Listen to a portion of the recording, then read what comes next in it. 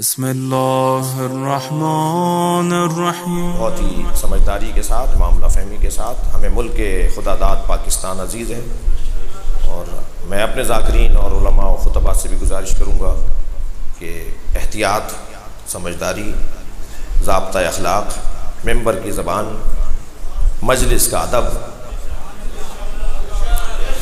جب اگر مجھے خطیب سے ہی نہ مل رہا ہو تو مجھے کہاں سے ملے گا؟ اگر مجھے ذاکر سے ہی ادب اور احترام اور تہذیب ممبر نہ ملے تو کہاں سے ملے گا؟ تو الحمدللہ آج بھی ذاکرین عزام کی ایک نشست ہوئی ہے اور ایک اعلامیہ جاری ہوا ہے۔ میں اس اعلامیہ کی بھی اپنے حصے کی تائید کرتا ہوں اور انشاءاللہ معاملات بہتر ہوں گے۔ یہ حسین کی یونیورسٹی ہے جسے امام بارگاہ کہتے ہیں، اور اس یونیورسٹی کی ایک کلاس لگی ہوئی ہے جسے مجلس اعضاء کہتے ہیں، اور اگر کلاس میں ٹیچر اچھا نہ ہو تو کلاس بند نہیں کرتے، ٹیچر تبدیل کرتے ہیں۔ کہنا پڑے گا مجھے اپنے عزیزوں سے کہ فلاں موضوع پر بات کیجئے اور فلاں احتیاط کے ساتھ بات کیجئے۔ خدا کے واسطے میں دست بستہ گزارش کر رہا ہوں اپنے ذمہ داروں سے اور بانیان سے بھی، اور آپ سامعین سے بھی۔ آپ کی بڑی ذمہ داری بنتی ہے، مجھے نہیں جانے دیں اگر میں کوئی غیر ذمہ دارانہ گفتگو کروں۔ جی مجھے روک لیں آپ، کیا نہیں مولانا یہ بات آپ نے صحیح نہیں کی ہے؟ اگر میں دلیل دے سکوں تو ٹھیک ہے، ورنہ مجھے آئندہ نہیں کرنی چاہیے۔ معصوم صرف 14 ہیں، غلطیاں سب سے ہو سکتی ہیں، اور اگر کوئی غلطی کرے تو اسے احساس کرنا چاہیے کہ مجھ سے غلطی ہو گئی۔ جتنا دیر کریں گے، جتنا لمبا کریں گے، اتنا مسئلہ فساد کی طرف جائے گا۔ اور میں ان علماء اہل سنت کو بھی آفرین کہتا ہوں جنہوں نے معافیاں مانگی ہیں، توبہ کی ہے۔ اس کے لیے بھی جرأت چاہیے، اس کے لیے بھی حوصلہ چاہیے۔ یہ بڑے جگر کی بات ہوتی ہے کہ کوئی کہے کہ جی مجھ سے غلطی ہو گئی۔ اچھا میں تو کوئی منصف بیٹھا نہیں ہوں کہ جو یہ کہہ دوں کہ جی میں نے معاف کر دیا،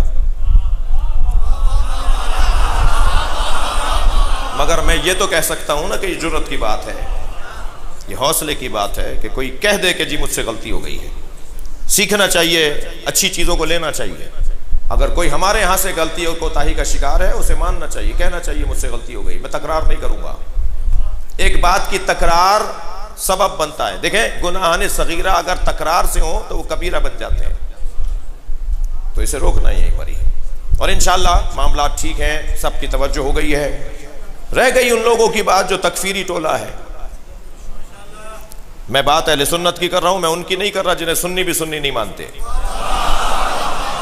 جو تکفیری ٹولہ ہے جس نے پاکستان کی دیواروں کو تکفیری نعروں سے کالا کیا، بات ان کی نہیں ہو رہی۔ وہ نہیں معلوم کہاں سے ریال لیتے ہیں اور کہاں سے ڈالر لیتے ہیں، مجھے اس سے غرض نہیں۔ مجھے پتا ہے کہ وہ کس ایجنڈے کے اوپر، پاکستان کے وہ ازل سے مخالف ہیں، پاکستان کے وہ شروع سے مخالف ہیں۔ پاکستان کی دیواریں انہوں نے تکفیری نعروں سے کالی کی، ہمیں کچھ نہیں ہوا۔ میں ایک فورم پر بات کروں گا کہ ہمیں بتا دیجئے کہ ہمیں اور کتنی قربانیاں دینی ہیں، اس لیے کہ ہم قربانیوں سے گھبرانے والے، ہماری تو تاریخی قربانی ہوتی ہے۔ ہم جان دینے والے لوگ ہیں، ہم قربانی دینے والے لوگ ہیں۔ ہم اس قبیلے کے اوپر روتے ہیں کہ جنہیں پتھر مارا جاتا تھا تو وہ پلٹ کے پتھر مارتے نہیں تھے، صبر کرتے تھے، برداشت کرتے تھے، مقصد کو ذہن میں رکھتے تھے، ہدف کو ذہن میں رکھتے تھے۔ تو ان کی بات نہیں کر رہے کہ جو اس طرح کی بات کر رہے ہیں۔ مجھے ایک جملہ کہنے دیجئے، جنہوں نے یہ کہا ہے نا کہ زبان روکو ورنہ ہم زبان کاٹ لیں گے، میں ان سے مخاطب ہوں، یعنی ان کے ذمہ داروں سے مخاطب ہوں کہ یہ انہوں نے پہلی دفعہ تو نہیں کہا۔ کبھی حجر ابن عدی کی زبان کاٹی، کبھی عمار یاسر کی زبان کاٹی، کبھی میثم کی زبان کاٹی، کبھی حضرت محمد ابن ابی بکر کی زبان کاٹی، کبھی عبد الرحمن ابن ابو بکر کی زبان کاٹی۔ تو یہ تو صحابہ کی زبانیں کاٹتے آئے ہیں۔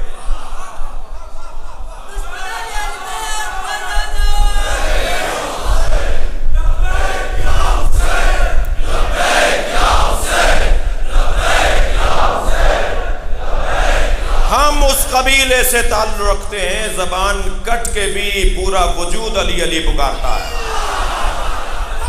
زبان سے ہم علی بولتے ہی نہیں ہیں، ہم تو کردار سے۔ مختصر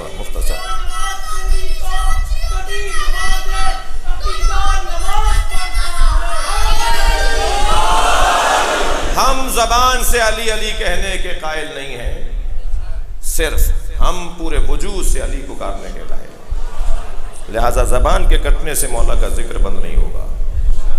کوئی پوچھے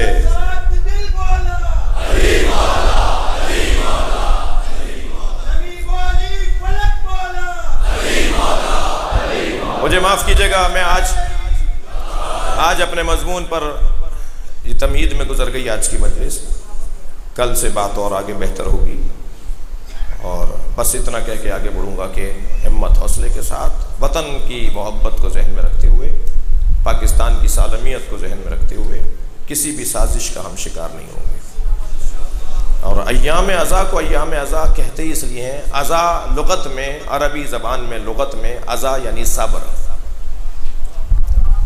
عزا کا مطلب ہے صبر، لغت میں عزا کا مطلب ہے صبر، ایام عزا یعنی ایام صبر۔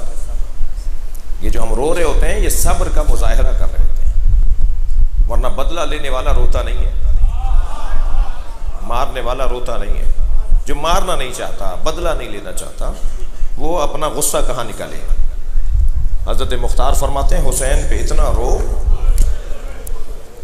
کہ سینے میں غصہ جمع ہوتا رہے، رو رو کر اپنے سینے میں اپنا ملی قومی عقیدتی غصہ جمع کر لو، اور جب یہ غصہ جمع ہو جائے تو پھر دعا کرو کہ امام آ جائے، اور پھر اس غصے کو امام کے حکم پر نکالنا۔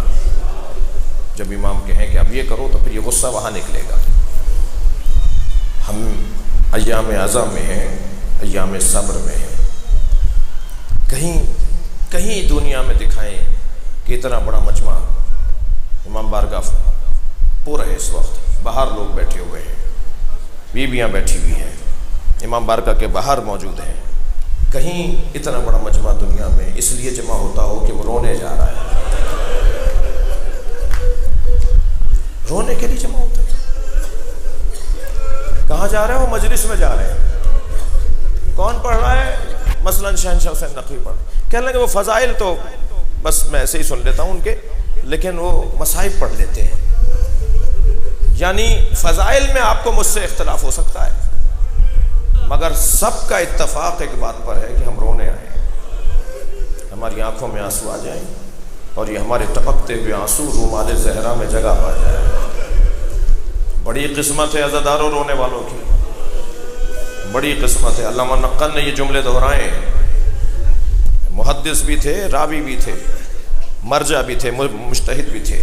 وہ فرماتے ہیں کہ جب مجلس عزا ہوتی ہے نا تو تجیو فاطمہ، بی بی فاطمہ مجلس میں آتی ہیں، ماہا مریم و آسیۃ و خدیجہ، بی بی کے ساتھ بی بی مریم بھی ہوتی ہیں، بی بی خدیجہ بھی ہوتی ہیں، بی بی آسیہ بھی ہوتی ہیں، فی یدہا خرقۃ، اور بی بی کے ہاتھ میں رومال ہوتا ہے، تو سمو دموع الباکین، اور بی بی رونے والوں کے آنسوؤں کو جمع کرتے ہیں۔